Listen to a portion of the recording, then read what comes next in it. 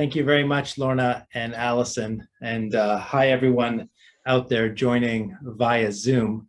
We have a great panel lined up for you today with panelists from all over the world. And we're going to be discussing, or I suppose debating, Zoom versus business jets. And so without any further ado, because we have such a large panel, I'm going to begin by introducing the panelists in the order in which I see them. First, it's and when I introduce them, I'm just going to ask them to say a quick word of introduction about themselves as well. So first, to my right, as I see him, is Joseph. Joseph, would you like to briefly introduce yourself? Hi there. I'm Yusuf Hafiz, working for NASJet out of Riyadh, Saudi Arabia. I'm the Vice President of Sales and Marketing. Thank you very much. And next to him, as I see him, is David from Lux Aviation. Welcome, David. Would you like to say a quick word? Good afternoon, Paul. My name is David van Langenburg, Lux Aviation Group, President of Aviation Services. Thank you very much. And next to him, I see Thomas Chatfield of Camber. Thomas, a brief word from you. Hi, I'm Tom Chatfield. I'm based in Vancouver, Canada. I'm the CEO of Camber Aviation Management. Welcome, Tom. And next to Tom, we have Toby. Toby, would you like to have a quick hello? Hi, Paul. Good afternoon. Thank you. Yeah, my name's Toby Edwards. I'm co-CEO of FlyVictor, based in Fulham, London. Excellent. And next to Toby, I see Jeffrey Lowe joining from, I presume, just down the street from me here in Hong Kong. Jeffrey, you want to say hello to everyone? Yeah, exactly that, Paul. From Hong Kong, Jeff Lowe. I'm a Chief Executive Officer of Asian Sky Group and Asian Sky Media, a media company. So, thanks, Jeff.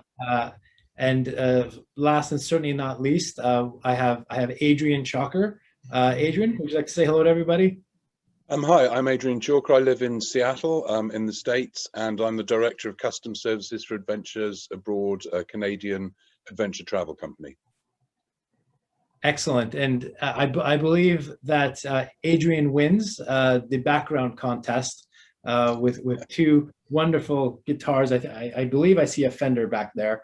But thank you, everyone. Actually, it's a Rickenbacker and a Gretsch, but I do have a couple of Fenders. Well, thank you everyone for joining. I was speaking of backgrounds. I was trying to find a nice background, one of these virtual backgrounds, so that looked like a fire, and I was going to call this a fireside chat, but it's just not the same, is it? When we're all gathered virtually like this. So let's dive right into the great debate of today. I suppose we should begin first by setting the scene. You know, the title is catchy and aptly named Zoom versus business jets, but we're not simply talking about Zoom. We're using Zoom as an analogy for all the technology which it represents. And certainly over the course of the past year, there have been quite significant advances in video conference and, in fact, virtual presence technologies. So really, it seems like that type of technology is coming of age, whereas Zoom has sort of quite possibly served its purpose throughout the pandemic, or this pandemic at least. I'm just wondering if anyone in the audience has any thoughts on just the emergence of that technology in general, and where it stands today, and where it might take us, and just your thoughts on maybe using Zoom over the course of the past year itself. So I'll turn over to the panelists. I'm going to first start with just zooming right down the street with Jeff here in Hong Kong. Yeah, we've, if you will, graduated from Zoom, and we're now using a virtual platform called Gather, which allows us to assume an avatar and immerse ourselves into a three-dimensional world. That world can have everything from boardrooms to private rooms to showrooms to auditoriums, venues, you name it, and everyone can join in. And we were talking a little bit before we started where you can literally bump into someone, and just as you would if you were walking down the street per se, but through your avatar, your head, your face is your webcam. It engages right away. You can talk to that person and exchange documents, do everything you would normally do. So it's a little bit more engaging, obviously, than Zoom, and for those of us that are sort of suffering Zoom fatigue, but allows us to take it to the next level. And so, yeah, totally immerse ourselves in a three-dimensional world that's been custom designed for whatever purpose the event may be. So. That sounds quite interesting. I haven't tried that one, but if I do get to pick an avatar, I'd want mine to be LeBron James. You can do that. So you can have you can have Marilyn Monroe walking the aisles of a trade show, plastered with Pillsbury to get to, if you want to raise some product awareness, whatever. But that's, it's a virtual world. It's really, the limitation is your imagination. So you can certainly think of some very creative ways. So. Yeah, and Tom, I know that in your line, particularly when it comes to aircraft completions, some of this technology may have proven useful as well. Have you had any experience with the latest and greatest? Well, to be quite honest, if it wouldn't have been for Zoom or video conferencing, I think life would have been difficult for all of us in the last 18 months. I mean, most of us have been locked down for long periods of time. And while a phone call is nice, I think virtual or video conferencing is a nice step between not being able to physically meet somebody and at least having a conversation. So in terms of being able to do the work that we do, yes, we're able to do those critical design reviews virtually together. It's a little bit more cumbersome, it takes a little bit more time, but when you start thinking about it, you're not physically traveling to a location and back, so it is pretty efficient. In terms of doing an aircraft survey, to be quite honest, we've been quite fortunate. Canberra has a number of people living in different locations around the world, so we've been able to generally bring that person to the aircraft and physically still do that inspection. So we haven't been doing video inspections of aircraft and that type of work. But the video conferencing for us has been essential. With those travel restrictions, our job wouldn't have been possible otherwise.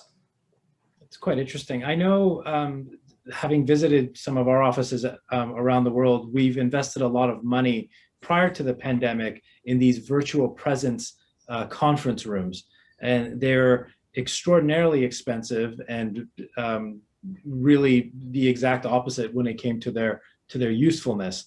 And I'm aware that certainly over the course of the past few months, there have been new products that have come to market that are virtual presence conference rooms light, that are effectively take the form of a mirror, and you can sit down, and it's almost like you're visiting someone in prison, and you're looking at them across the other side of the glass. Not that I've ever visited anyone in prison, or not that I'll admit to, but moving away from that, I think we have a general understanding of the technology and what Zoom sort of represents. But I think the real discussion here, bearing in mind that it's Zoom v private jets as opposed to Zoom versus airlines, is who is the target audience that we're talking about here.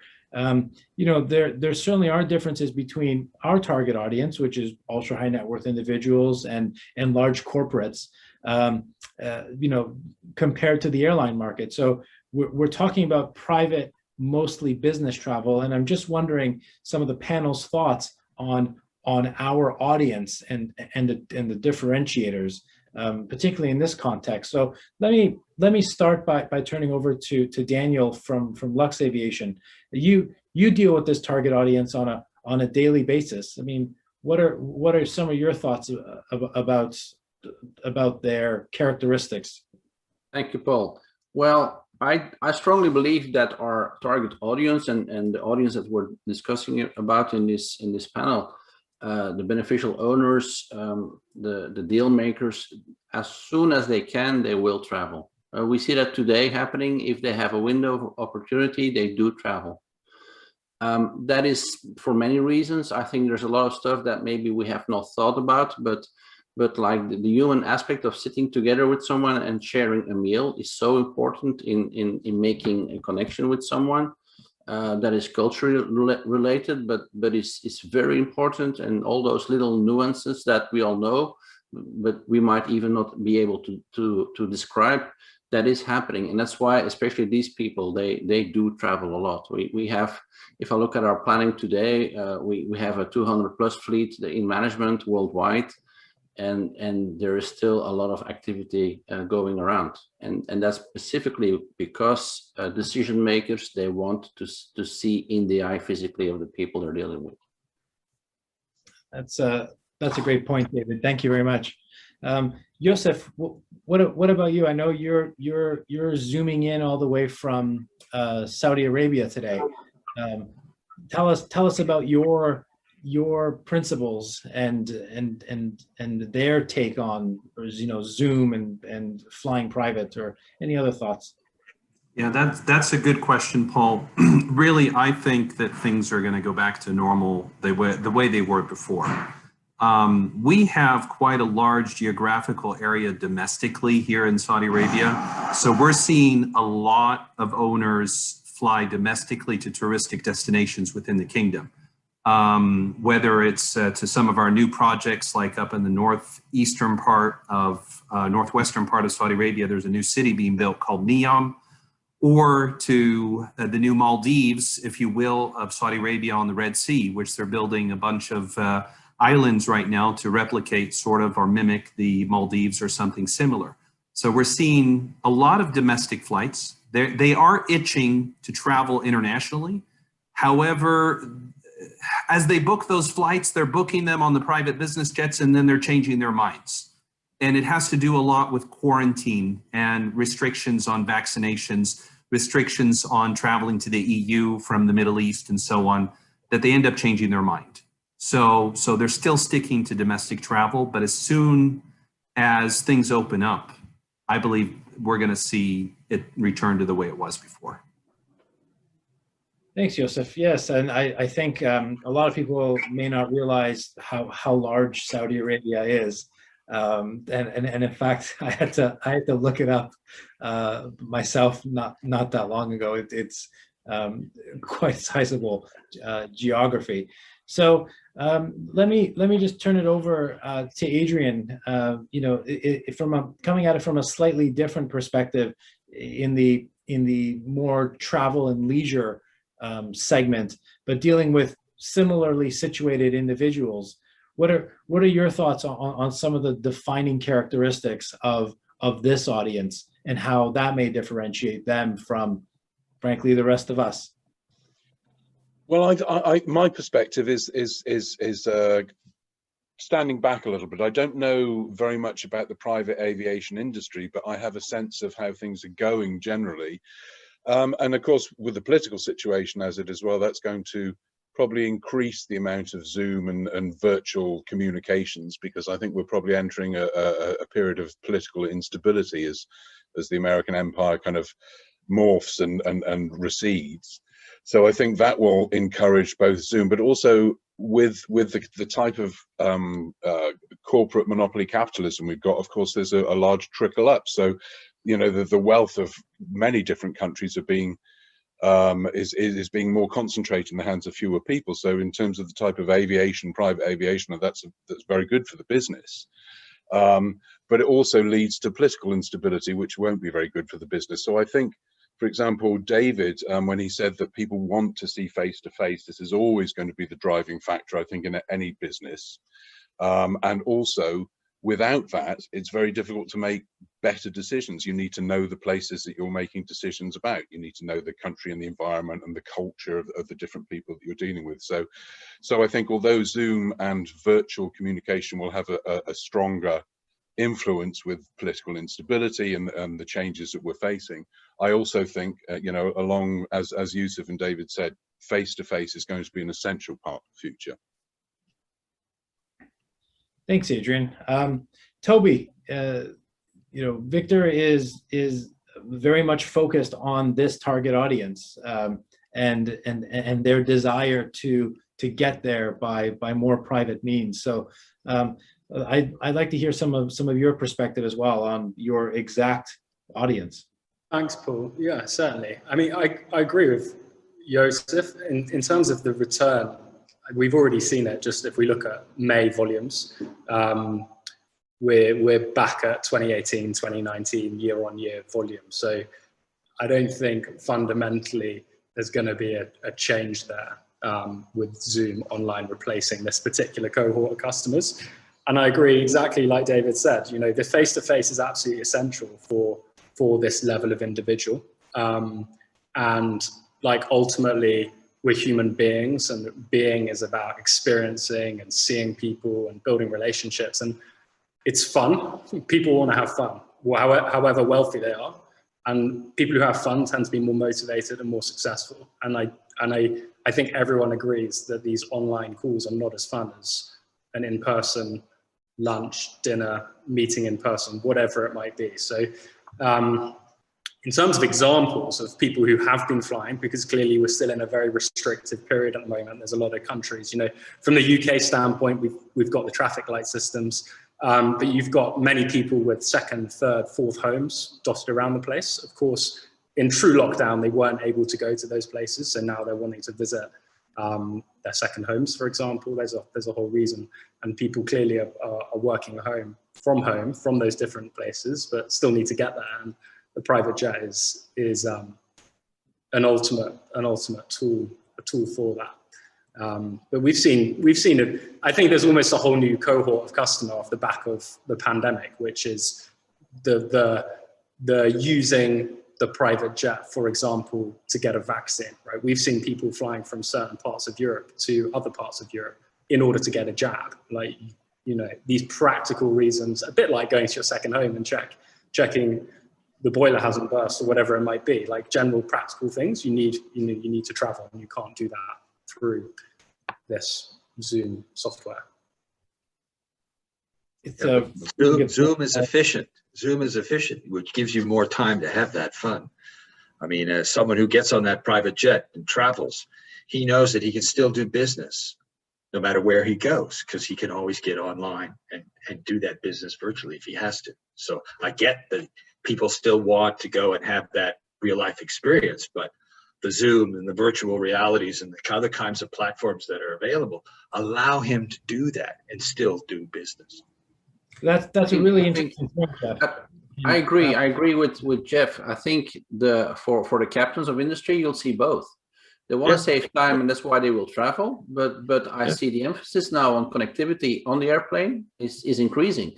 Before COVID-19, because of the budgets involved, there was not always interest to do the investment in the machinery to have SATCOM and the latest and the greatest connectivity. But now this story is changing, and it's because they want both. Every airplane has KA or KU band now. If you don't, people don't even buy it anymore, or that's the first thing they put in the airplane now. Yeah, I can say from personal experience, what we've been seeing in the last 18 months is not even just we need a SATCOM, but we need the ability to video conference. So we've got clients that are flying around the world that are actually doing both. They're traveling to go see someone while they're actually video conferencing on the way with a different client. I think I would agree with Jeffrey. There really is an opportunity to do video conferencing to get to perhaps start to know that new business opportunity to those people that you're dealing with. And then at some point, I think all of us want to go and meet that person or meet that group of people and interact and understand each other better, build that level of trust. And then after that, you can start to augment it again with a video meeting or a normal phone call between sessions. I think they're complementary rather than just one or the other. But not everyone's like that either. A lot of people can probably do business just virtually, and that's fine. As I said before the sort of in our practice session, 2020 was one of the strongest years we've seen in private aviation in a number of years. And so the deals kept being done, even between the pandemics and all the quarantines and everything else. Last year was a banner year. So the deal still got done without meeting. You're right. Yeah, absolutely. I think those are all great points. I mean, they will opt for Zoom over in person on occasion, but I think the consensus is that on the whole that will not reduce their flying. I can't foresee any instance where somebody will decide to do virtual and over going somewhere in terms of sealing a deal or making a personal connection or what have you. And I think it's an interesting point to raise about connectivity. I think the connectivity has gotten on aircraft has gotten significantly better. And I wonder when, not if, we'll get to a point where we'll see the higher end of that connectivity, the virtual presence on aircraft. And surely it can't be that far away, but I don't know, you know, from my understanding is the virtual conferencing experience on board can be slightly patchy, but certainly not with the latest systems. And I know, Thomas, you've been quite on top of the technology in that regard. Any sense there of how virtual presence ready the aircraft can become? I think it's all a function of bandwidth. As we get wider bandwidth and higher speeds, we'll be able to do that. I think nothing is more frustrating as we know just on a day-to-day basis, having a video conference, just a standard one, and people locking up and you're missing conversations. So I think once we get the bandwidth nailed down, and it's not easy. You got to think about this. You've got an airplane that's moving at a high speed, transferring from one satellite to the other. There's a heck of a lot of technology going on there. So in order to make that work, I think we're still a couple of years away from that. But the basis there of being able to video conference right now, it's already there. Now we just have to work on the speeds and refining that system. Well, David, you're on an aircraft right now, it seems. How's your connectivity? It's excellent, my friend. It is indeed a matter of bandwidth and technology, but we see giant leaps forward the last decade, and I don't think we're far off. But again, like you said, we'll see both. We'll see people traveling. I mean, the ones on the top of the food chain, they will continue to travel, and then what I strongly believe is that the between level, the usual audience for airline business travel, there that the new era might change things a bit, honestly. I think that's a great point, actually. We naturally gravitate towards the individuals as we've evidently done in our careers. But there is another part of this, and certainly picking up what Jeff said, the last 12 months have been the busiest 12 months ever for aircraft trading, private aircraft trading. The vast majority have been individuals. However, I do have corporate clients, and I do see corporates buying my individual clients' aircraft as well. So I think that's, and certainly in the United States market and in the European market, that Asia's always been a bit different. Asia and the Middle East have been a bit different because the corporate aircraft has traditionally always been the chairman's aircraft, and anyway. But certainly in the US, we've seen more corporates buying aircraft on the secondary market, you know, so that their senior executive team can feel more confident flying. And these are corporates that have never had aircraft, or not in recent memory, because remember, not that long ago, it wasn't exactly the fashionable thing to do for an American company, to particularly a public one, particularly ones that were tapping U.S. Government, you know, resources and funding to have their own aircraft. So I wonder if any of you on the panel have had similar experience, and let's can talk about corporates. You know, keeping in mind that we're talking about private travel, mostly for business. Jeff, have you? I know you're here in Asia, but I know Asian Skies business reaches far beyond. Have you seen a lot of corporates? Most of it has been individual, like you said. I guess the interesting, dynamic we have here is a lot of the sellers are from Asia, and the airplanes are going into the U.S. market. Yeah, that's absolutely correct.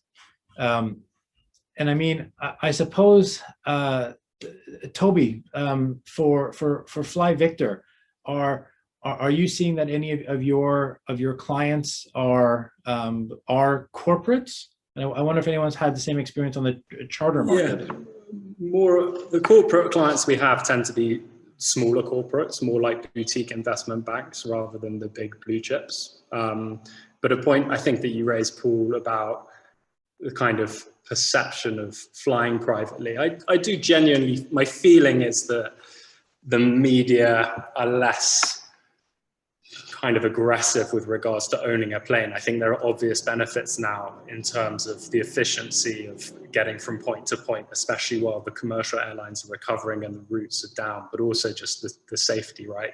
The fewer touch points, the avoiding the crowd. So I think there's probably more empathy there, although we've not touched on, of course, the climate change factor then is a whole new angle, which probably then counterbalances the old acceptance that, you know, this is too luxury, gold taps, etc., etc. I think everyone knows that's kind of not why people fly privately. People fly privately because it's super efficient and then saves them a lot of time. So I think that's over the last 10 years actually, but especially because of COVID, that's accelerated. And now the obstacles are much more about CO2 emissions rather than you couldn't possibly be seen to be flying privately because it's, you know, golden taps. Absolutely. And I see that we have a question, a related question from the audience. That Do It is asking a question.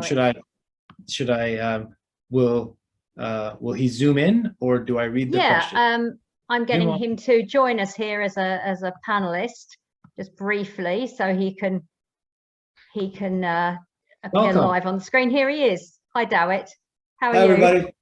Fantastic. Hope all is well. Thank you for giving me this opportunity to ask this question, and it is very much relative to what you're discussing. You know, with the U.S. showing some of the best recovery to pre-pandemic numbers in terms of aircraft movements, and also historically, the U.S. being a market where a significant number of the passengers in the cabin of a corporate jet were middle management, not just owners, not just senior executives. You have a marketing manager or middle management sitting in the cabin. Will there be a reduction in middle management use of corporate jets because of platforms like Zoom, or do you feel that the senior executives and or the owners of these corporate jets still recognize the value of in-person meetings even at that lower level of management? I have a strong opinion on that, but not really. I mean, what I believe is that those that have been traveling corporate and business jets before, they will pick up doing so as soon as they can. What I do believe is that maybe some, and there was a very good point raised earlier, that some new customers arriving in our sector because they can afford it, but never thought about doing so because it looked like a bit, how would it be perceived by their customers? But now you have the safety pitch of isolating from the masses. That will happen. On the other hand, what I do believe is that the lower middle management that used to fly business class in airlines, I still think that you will see big corporations cutting down on cost and make people do what we are doing today.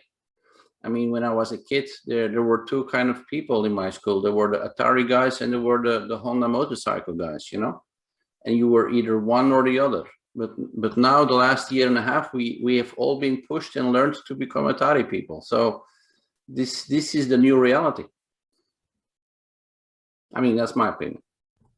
No, sorry, I think there's going to be, as the pandemic starts to decrease, I think there's going to be quite a pent-up demand, especially in middle management, to go and reestablish and reconnect with their clients and with their suppliers.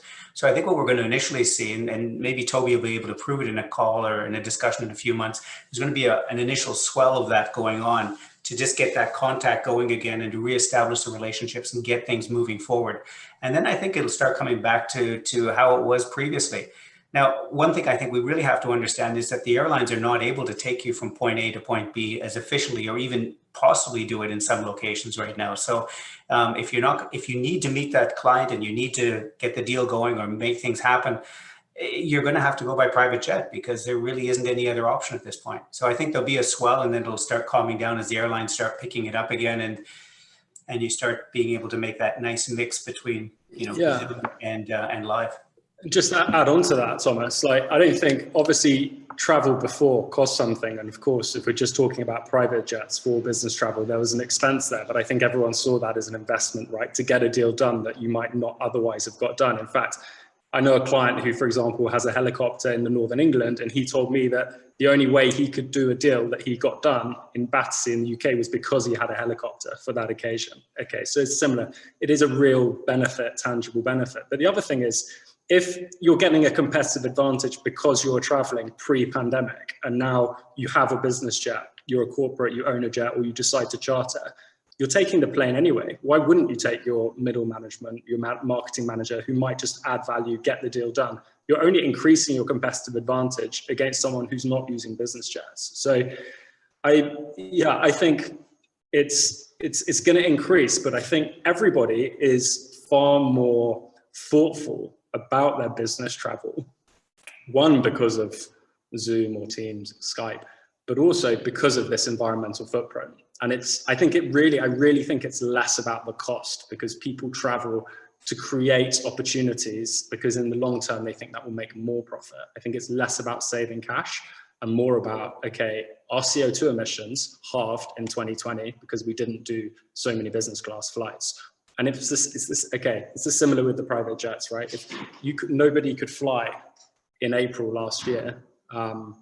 So clearly there's a month where you just couldn't fly. It was pure lockdown, unless you were doing repatriation or it was medical emergency, as far as I'm aware. That was all the flights we were doing at Victor then. So even if you only flew for a month, if you saved a month of your private jet activity, that's still a 1/12 of your CO2 saved just from your aviation emissions. And we all know that aviation emissions are the key contributor to your overall greenhouse gas emissions as a corporate, as a large corporate. So hopefully that adds something.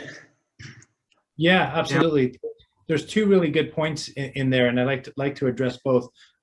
One is, and I think we do need to touch on this, is the fact that, frankly, I think we hit the high watermark in commercial aviation in terms of connectivity, just the number of routes and the number of airlines operating routes. You can get anywhere at any point, either direct or with one stopover.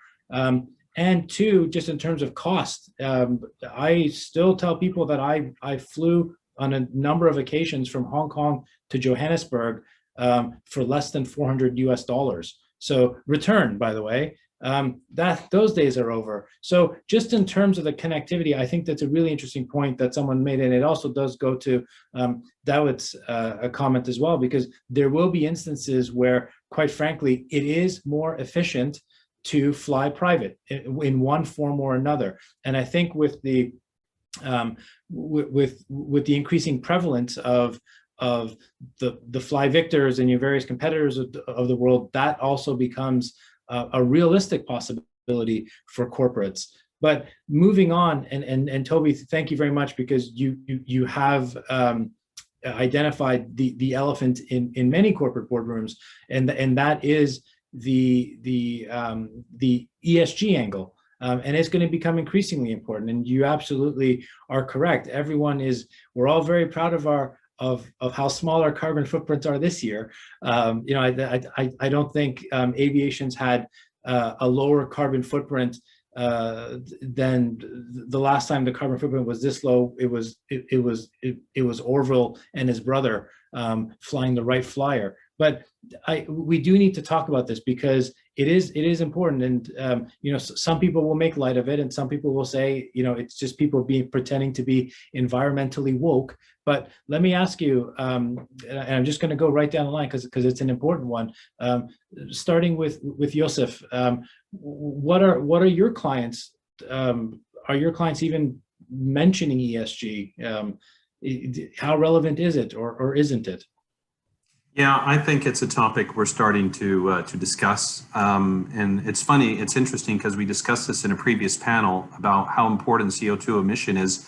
And the question was asked, do VIPs and principles, ultra high net worth individuals consider that before purchasing an aircraft. And if you want the honest answer, in the past, I would say over the past 10 years, no. They've gone ahead and purchased the aircraft and they didn't really think twice about CO2 emissions. Nowadays, they're starting to change their mind. You see a lot of owners that have downgraded from their BBJs. We're known here in Riyadh, in Saudi Arabia, and in Jeddah for BBJ land.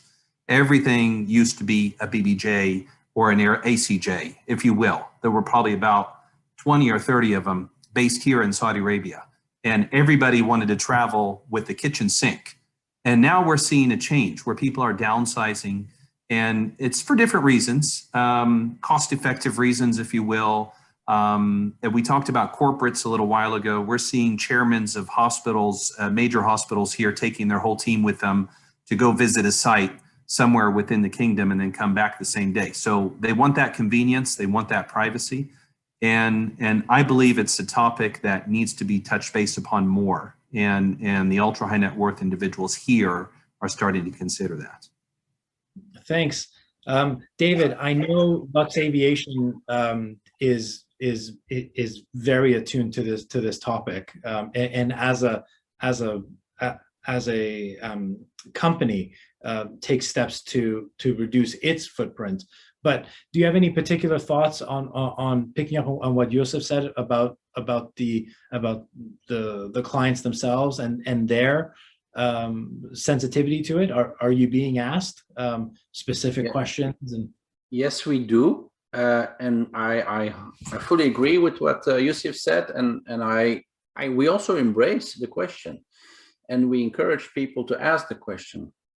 We should not forget that the individuals today deciding to buy an aircraft, they have family, they have kids, so they are being asked at home about green, because that's a very trending topic. Wherever you are, with the world is getting smaller, social networks, and it's all about green. So there is a responsibility to come with a solution, and that's why we as an industry, we need to be smart and be part of this.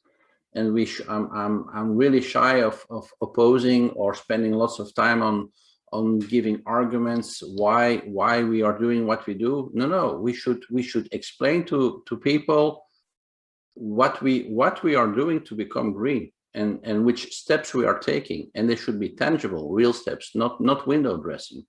And that is the only way that I see a long-term future for our industry. Thanks, David. I wonder, does anyone? Well, actually, no. Sorry, Toby. You've identified the issue a couple of times, but I'm also curious about your clientele. I mean, I'm assuming that this is something you're particularly attuned to, because for one, your clients are very attuned to it. And how important is it to them when they're, when you're pitching for their business, or when they're cold calling you or contacting you off the web or whatever?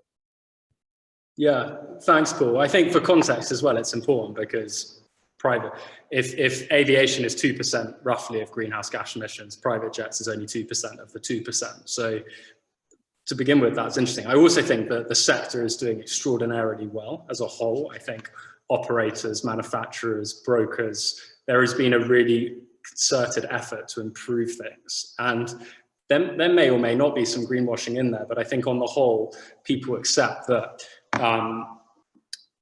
if you go right down to the fundamentals, if you want to attract Gen Z millennial workers, they care about the climate. Yes, they might be passionate about aviation. And as an employer, if you want to hire talent and retain talent, you're going to need to show in your CSR and your internal documentation what you're trying to do, at least in what is, let's face it, a really difficult place with aviation.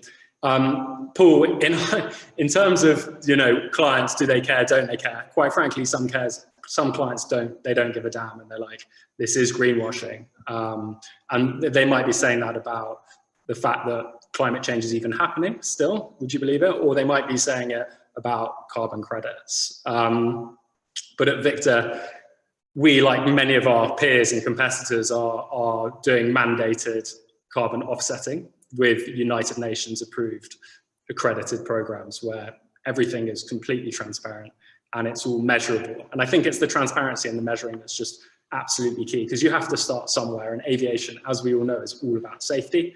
And therefore we can't do anything if it's unsafe. And a good example of that is the sustainable aviation fuel. I think it's now been around for a very long time. Like, it's there, it's ready to be deployed, but it's doing all of the necessary testing and checking what levels of blend you can do with the biofuel with the normal fuel in order for it to be safe for the passengers.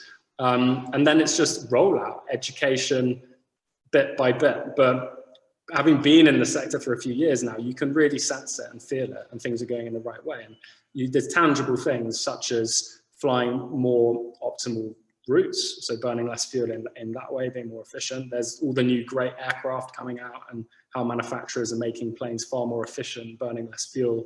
There's clearly carbon credits and offsetting, which I think done properly is excellent, but it's not a silver bullet. And then there's sustainable aviation fuel. So those are kind of a few of the things that, on the whole, the industry is really getting involved with and making things better as a result. And we've got to keep doing it. And the other thing, by the way, is that there's regular stories now of airlines flying planes, commercial airlines flying planes with 5 people. And, you know, this is a large, with hundreds of empty seats like that. When it used to always be, well, your CO2 footprint as an individual on a jet is far higher than the like for like. But as we hear these horrific stories of planes basically being empty and just flying for the sake of flying to keep their slots, etc., you kind of think, well, actually, if it's a light jet and you've got 4 people and they're doing 2 cities and they're getting their business done that would have potentially taken 4 commercial flights, you know, you start to see these efficiencies on the environmental space as well as on the economical efficiencies. Yeah, you're absolutely correct. And obviously today in 2021, perception is reality. Even where oftentimes the perception doesn't actually match the actual reality. But I can certainly say the number of non-aviation people that know the SAF acronym, for example, always sort of amazes me. But when you start getting into conversations with people about, listen, the actual most important thing that can be done right now is increasing efficiencies through better technologies in the management of air traffic control systems, like the project which NASA is running out. They lose interest, because then if they sort of talk about, no, what about new planes and jet fuel made of eggplants or whatever it is. Paul, Tom, I know. Sorry, Paul, can I just add on that? Like, you hear people say, as someone who works in aviation in private jets, I will speak to people and they say, what do you do? And you say, I work in private jets. And you can see they kind of shut off. They're like, that's awful. But then later in the conversation over dinner, you understand that they have their clothes delivered by a diesel van from Net-a-Porter and they have investments in Bitcoin. And it's like, hang on, this is so complex.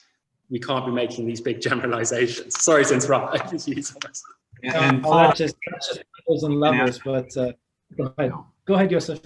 Yeah, sorry. If I can add something, you mentioned something about the word SAF. Let me tell you this interesting story.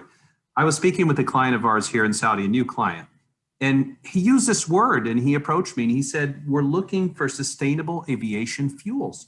We're looking for aircraft. And it's amazing to hear this in Saudi Arabia, one of the biggest energy producers and reliant on oil production, if you will, for a government-run company to talk about sustainable aviation fuels. And I'm like, we need aircraft that can operate on hydrogen. We need aircraft that can operate on something sustainable that produces less emissions.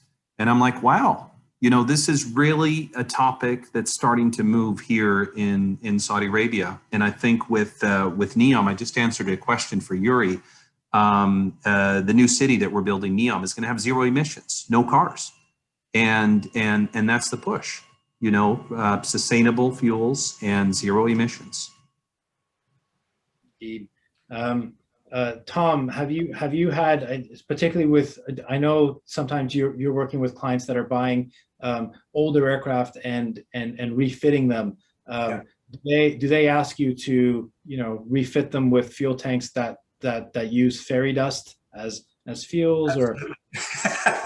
No, I think there's sort of two things that you can look at. One is you buy a brand new airplane with latest technology engines, and it's going to burn less fuel, ideally SAF fuel, right? SAF fuel. But there is something that can be argued, and that is by buying a pre-owned aircraft, you're actually also reducing the carbon footprint because you're not manufacturing a brand new aircraft. And I think that's something a lot of people forget. The other thing is when we're refitting the aircraft, the technology in the last 20 years in terms of reducing the weight on an airplane, the completion package is phenomenal. We can get 30% off. Granted, it's a lot of work, but we can get 30% of the weight down if we refit an airplane completely. So by not carrying that extra weight, you're not carrying more fuel to be able to move that extra weight around. So you actually are able to take a BBJ or an ACJ or even a Global that is 15 or 20 years old, invest some time and money into putting in a cabin that's not only lighter, but let's be honest, we don't want cluttered cabins anymore. Things have changed in our views of design. And by getting the weight down, we're going to be burning less fuel. And in some cases, for those people who really want to go the long distance, you're actually able to increase the range of that airplane simply by not carrying so much weight with you. And from a catering point of view, we're starting to see that too. People are starting to understand that you can actually wash a dish and use it again in flight rather than just keep going through dishes. So again, those are all weights. Those are things that we're seeing, and it's making a big impact. And video conferencing is not that heavy on an airplane either. So, you know, you can put all of that in there. Yeah, it's a really good point. I know that there's a question from the audience. Liz asked a question, and I think maybe we'll get Adrian to field this first. How are we using Zoom and Teams and in-person meetings in a hybrid manner to improve our business? We're not really the focus, but thank you for asking. But I think Adrian, you'd probably have an interesting perspective here, because typically you're dealing with your clients in person, as are many of us. But how do you reach out and touch someone all the way from Seattle? Paul, sorry, I've just brought Liz onto the screen as well. She's asking the questions. I've just brought her on in case she wants to chip in as well. Please. Yeah. Oh, great. Hey, everyone. And second time today that Josef's got to see me. Very lucky guy. Thank you for inviting me onto the panel. Loving it. We've been working a lot using Zoom whilst everything is being closed down. And I think there's a huge case for our wonderful imaginative industry to be really, hey Yuri, to be really innovative and do more like a hybrid thing. So you can walk people around your aircraft. Maybe if you've got the principal who cannot be there, but his team could be there, or if he wants to show some aspects to his wife. And we've also found that private breakout rooms can be game changing for conversations that you may want to keep as a more intimate thing. I'd like to ask you all, how are you using Zoom or Teams in a hybrid way as we come online, and what do you think is possible?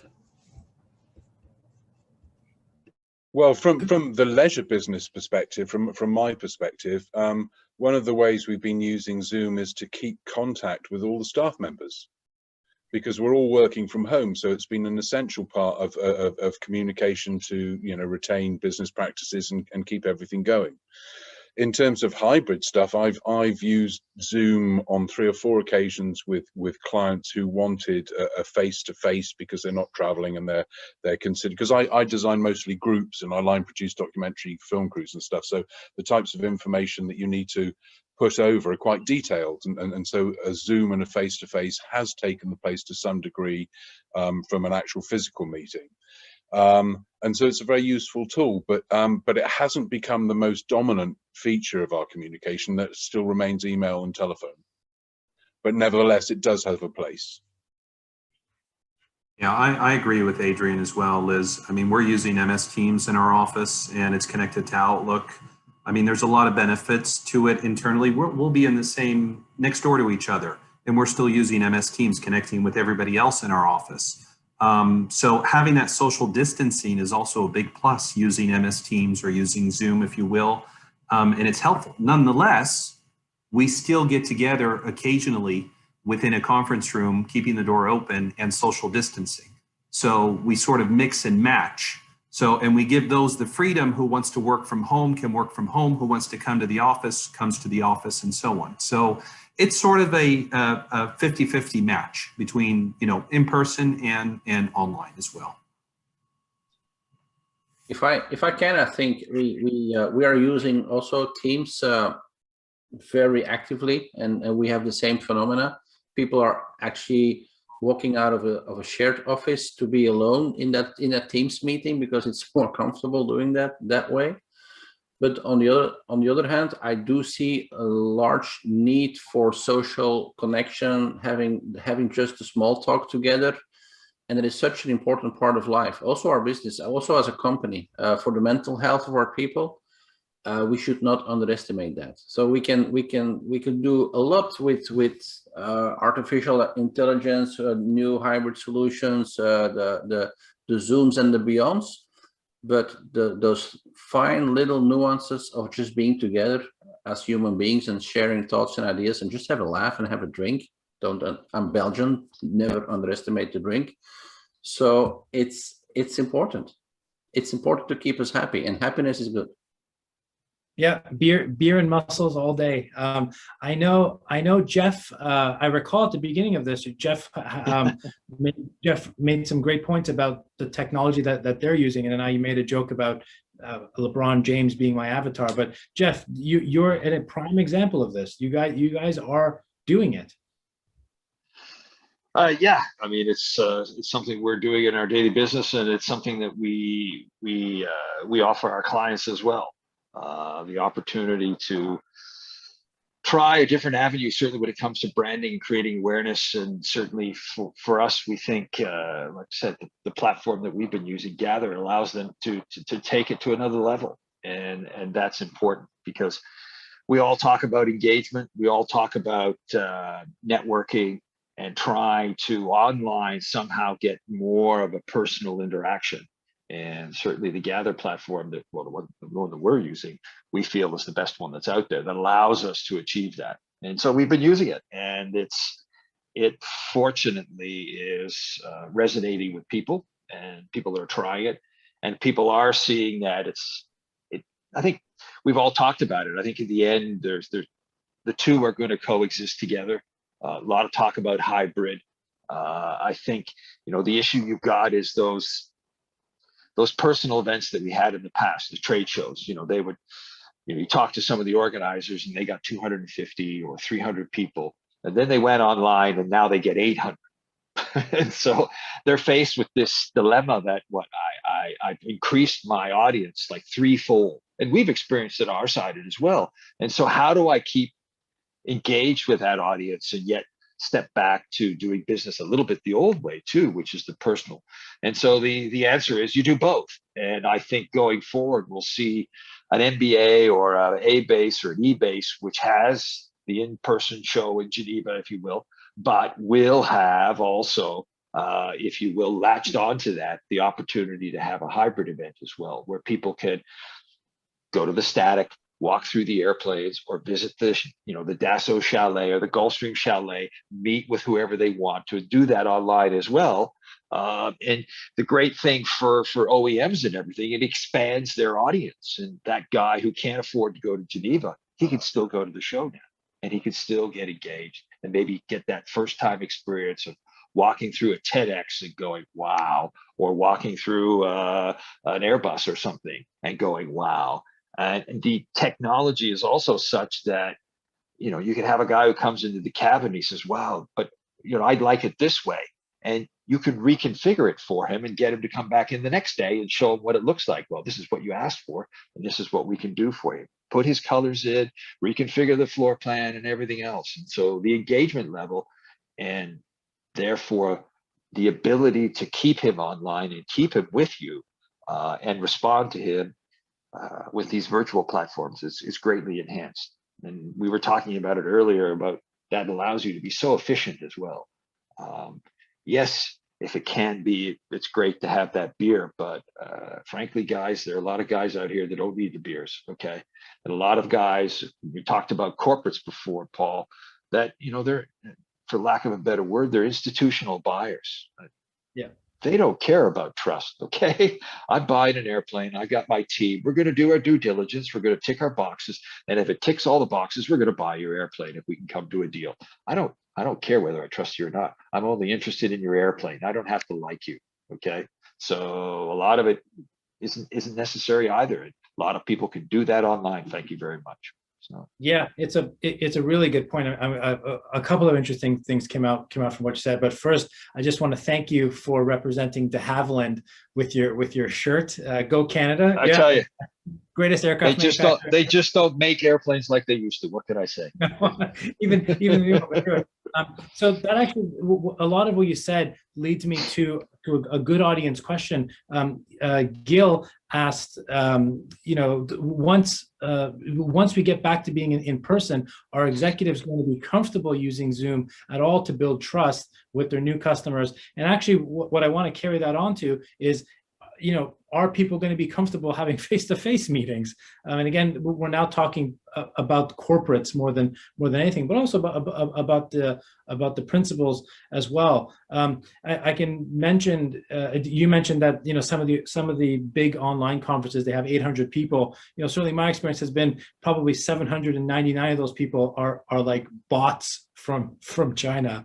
Actually don't exist, but we recently, they're not from China. They're not in China because they can't get through the firewall. Okay. Yeah, that's true. Like some of them are just like, is anyone there? But the interesting thing is, so on Monday, this, but on Monday we actually had an in-person event in Hong Kong.